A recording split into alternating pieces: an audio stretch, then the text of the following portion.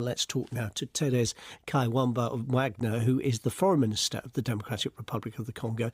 And she joins us now from the capital, Kinshasa. Minister, good afternoon. Welcome to NewsHour. Thank you for speaking to us.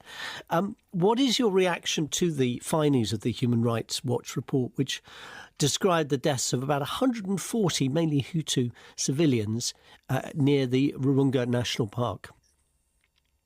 Thank you so much for having me. And first of all, of course, the government of the DRC is appalled, deeply concerned and shocked by this report and by its findings. But unfortunately, we're not surprised. We are not surprised because this is not an isolated incident. The occupation of Eastern DRC by the M23 with the support of the RDF has been documented over years by the United Nations and other entities.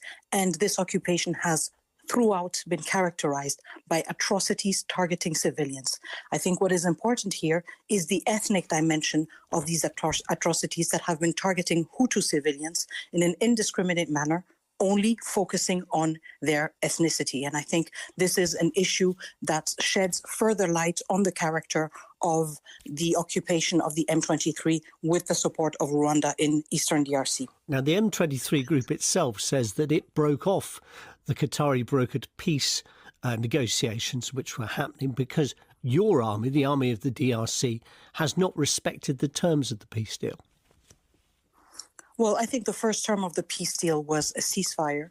When we receive reports such as these ones, and when we have daily accounts of populations being targeted and of attacks being launched, we see that clearly the intentions and the commitments made under the Declaration of Principles in Doha have not been respected. Right, but I'm sorry to interrupt you, Minister, but I just want to be clear, because the M23 is saying they haven't been respected by you. In other words, your side broke the ceasefire first.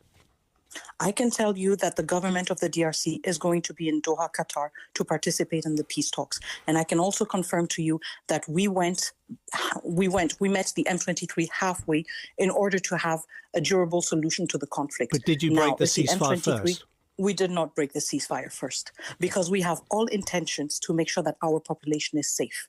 We have committed to different international processes, including the Washington process and the Doha process.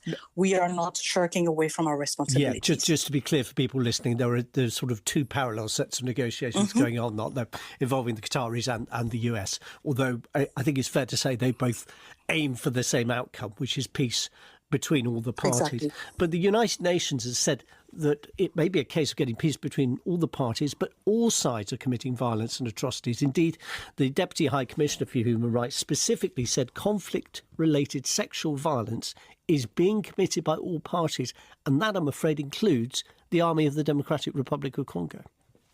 And in those cases, we have mechanisms in place to ensure that there is no impunity within FARDC ranks, and mechanisms in place to make sure that there are sanctions if there are allegations that turn out to be true. So I think this is a clear distinction also in the way we deal with the problematic of having a conflict situation where indeed violations can occur and should, even though they should not occur, but we have put in place rigorous mechanisms to make sure that there is no impunity.